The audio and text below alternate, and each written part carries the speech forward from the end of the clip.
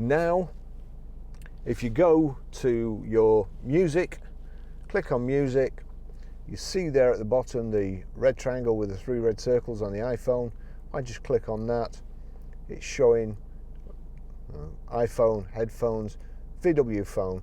So I'll turn this down, but it's on VW phone. So turn this down, I'll click play. That will be playing. And now I have to go to media. You may have to, if you've got any other devices connected, you may have to click it a couple of times and then just, there you go. If it's a CD, SD card, auxiliary, MDI, onto Bluetooth, select Bluetooth. And then if I turn this up, not so as it deafens us, but then